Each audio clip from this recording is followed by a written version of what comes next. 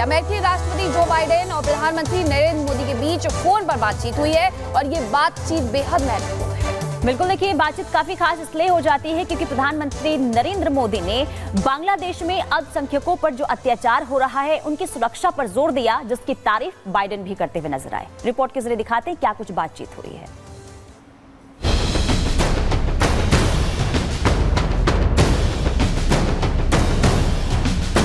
प्रधानमंत्री नरेंद्र मोदी जब यूक्रेन के दौरे पर गए थे तो पूरी दुनिया की उन पर नजर थी।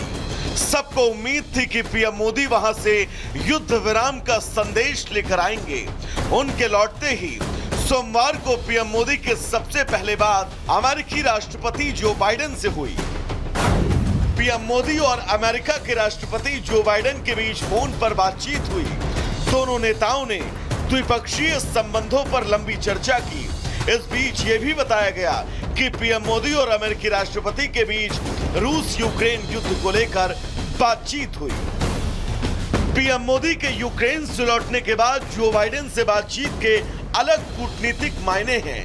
इस बातचीत के बाद पीएम मोदी ने एक्स पर लिखा, अमेरिकी राष्ट्रपति जो बाइडेन से फोन पर बात की।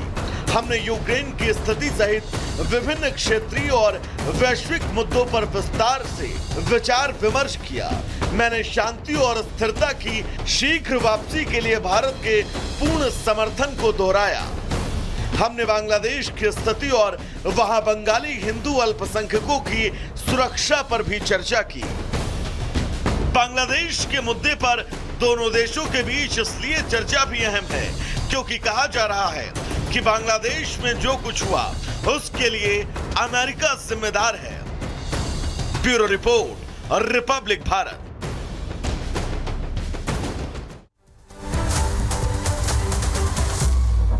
चलिए आगे बढ़ते हैं और अब बात कर लेते हैं बाबा के उस संदेश की जिसकी चर्चा खूब हो रही है। दरअसल उत्तर प्रदेश के मुख्यमंत्री योगी आदित्यनाथ ने कल लोगों से एकता के लिए आह्वान किया था और ये कहा गया था कि बटेंगे नहीं तो कटेंगे नहीं, लेकिन अब इसे लेकर घमासान भी मीनाक्षी शुरू हो चुका है। बिल्कुल, एक तरफ मुख्यमंत्री योगी आदित्यनाथ ने अपील की कि एकजुट होकर के रहना है, तो दूसरी तरफ विपक्ष के वो नेता है जिन्हें इसमें भी राजनीति नजर आ रही है और कह रहे हैं कि बांटने वाला बयान है। किसने कहा है, ऐसा रिपोर्ट में आपको दिखाएंगे।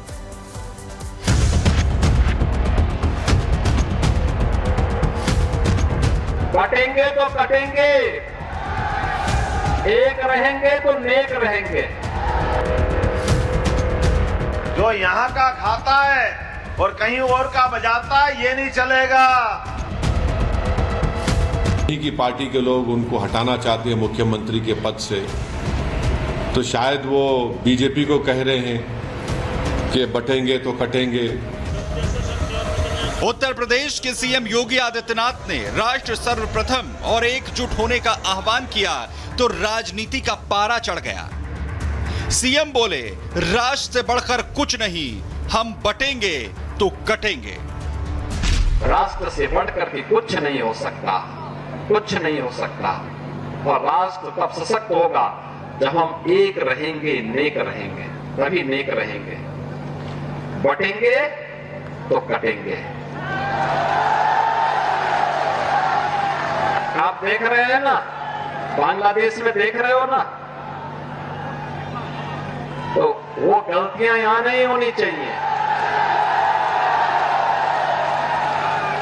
बटेंगे तो कटेंगे, एक रहेंगे तो नेक रहेंगे। सीएम योगी ने देश में एकता की बात की, कहा देश को बांग्लादेश नहीं बनने देना है, लेकिन विपक्ष को इसमें भी राजनीति नजर आ रही है। एआईएमआईएम चीफ असदुद्दीन ओवैसी बोल रहे हैं, डराने का काम तो आप कर रहे हैं, तो वहीं अखिलेश यादव कह रहे हैं कि बांटने का काम कौन कर रहा है, सीएम बताएं। कौन बांट रहा है? ये तो योगी खुद बांट रहे हैं ना। आप बुलडोजर के नाम पर घर तोड़ते हैं मुसलमानों के, फॉल्स एनकाउंटर्स होता है। अब इलेक्शन कमीशन ऑफ इंडिया के चीफ इलेक्शन कमिश्नर योगी हो चुके हैं, ये हमको नहीं मालूम था। फिर इन्हीं के राज में लोग जो हिंदुत्व आइडियोलॉजी के कहते हैं कि मुसलमानों का जेनोसाइड हो जाएगा, तो ये सब वो लोग कर रहे हैं ना। ये तो ठोक देंगे, किसने इन्वेंट किया इसको। और फिर उसके बाद देश की अखंडता की इस ताकत की आप बात कैसे कर सकते हैं जब आप इस तरह की बातें करते हैं? देखिए, वो प्रधानमंत्री बनना चाहते हैं, कम से कम प्रधानमंत्री का रोल उन्हें नहीं प्ले करना चाहिए। ये काम प्रधानमंत्री जी का है, भारत सरकार का है कि दुनिया में किस देश के साथ कैसे संबंध रखना है। ये पहली बार नहीं मुख्यमंत्री जी कर रहे हैं, मुख्यमंत्री जी पहले भी कह चुके हैं। मुझे उम्मीद है कि दिल्ली वाले इन्हें समझाएंगे कि दिल्ली वाले फैसलों पर वो हस्तक्षेप न करें। योगी के बयान से विपक्ष बौखलाया था तो रही सही कसर मध्य प्रदेश के सीएम मोहन यादव ने पूरी कर दी। राष्ट्र विरोधियों को लेकर कह दिया कि खाना यहां का और गाना कहीं और का नहीं चलने देंगे। रहीम रसखान यहाँ की माटी में अपने आप को जोड़ करके चले तो आज सदियों से उनका हम स्मरण करते हैं, लेकिन सावधान, जो यहाँ का खाता है और कहीं और का बजाता है ये नहीं चलेगा। भारत के अंदर रहना होगा तो रामकृष्ण की जय कहना होगा। सीएम मोहन यादव ने राष्ट्र विरोधियों को चेतावनी दी तो विपक्ष को मिर्च लग गई। ओवैसी फिर बोले, कहा हम किसी का दिया नहीं खाते हैं। हम देश का है, देश हमारा है। अब वो ना किसी के घर से दे रहे हैं ना किसको कर रहे हैं, तो आप तो सिर्फ चंद इंडस्ट्रियलिस्ट को ही खिला रहे हैं। आपको वो नहीं दिख रहा कि सबसे ज्यादा मैल नरिश स्टंटेड बच्चे भारत में हैं? क्या आपको नजर नहीं आ रहा कि करोड़ों लोग इस देश में भूखे सोते हैं, आप उनको क्यों नहीं खिला रहे? कभी इनका भी तो देख लो।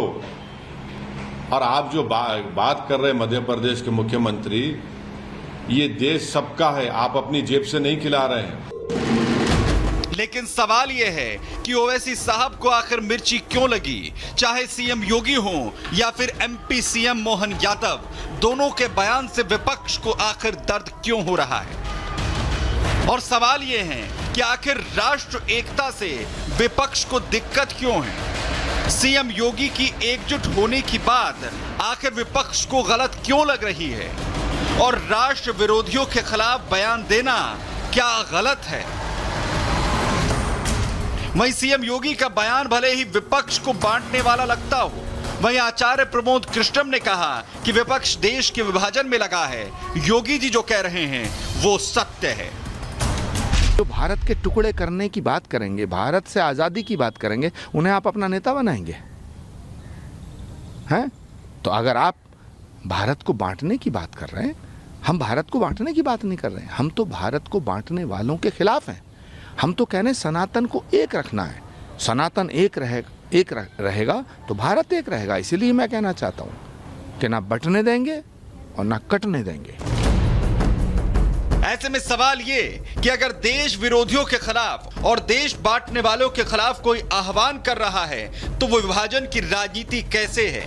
आखिर क्यों विपक्ष को सीएम योगी और मोहन यादव का बयान रास नहीं आ रहा है? या फिर सिर्फ धर्म विशेष की राजनीति जिंदा रखने के लिए विरोध जरूरी है? Bureau report, Republic Bharat. तो मुख्यमंत्री योगी आदित्यनाथ एकता का संदेश देते हैं, जिससे विपक्ष जो है बौखलाया हुआ है और लगातार देखिए बयानबाजी हो रही है। लेकिन हिंदुओं पर जो अत्याचार हो रहे हैं, इसे लेकर विपक्ष का एक भी नेता सामने आकर कुछ भी बोलता हुआ नजर नहीं आ रहा है। कौन कौन से वो नेता हैं वो जरा आपको ग्राफिक्स के जरिए बताते हैं। सबसे पहला नाम राहुल गांधी। राहुल गांधी से जब सवाल पूछा गया तो उन्होंने कहा था कि टाइम वेस्ट मत कीजिए। इसके अलावा अखिलेश यादव की बात करें तो ये भी अब तक चुप्पी साधे हुए हैं, कुछ भी बोलते हुए नजर नहीं आ रहे। बांग्लादेश में जो स्थिति बनी हुई है, ममता बनर्जी अभी तक कुछ बोलती हुई नजर नहीं आ रही हैं बांग्लादेश को लेकर, या फिर जो भी चीजें अब तक हो रही है, हिंदुओं पर अत्याचार हो रहा है। और लालू यादव ये भी चुप्पी साधे हुए, मौन इन्होंने भी साध लिया। इसके अलावा अरविंद केजरीवाल भले ही जेल में बंद हैं, लेकिन अगर ये बाहर भी होते तो कहना यही है, क्योंकि देखिए इंडी गठबंधन से अब तक कोई नेता कुछ भी बोलता हुआ नजर नहीं आ रहा है। ऐसे में साफ तौर पर देखिए सवाल यही उठ रहे हैं कि आखिर बाकी चीजों पर उनके बयान सबसे पहले सामने आते हैं, लेकिन हिंदुओं को लेकर जो सितम ढाए जा रहे हैं उस पर आखिर चुप्पी क्यों इंडी गठबंधन के तमाम नेताओं की?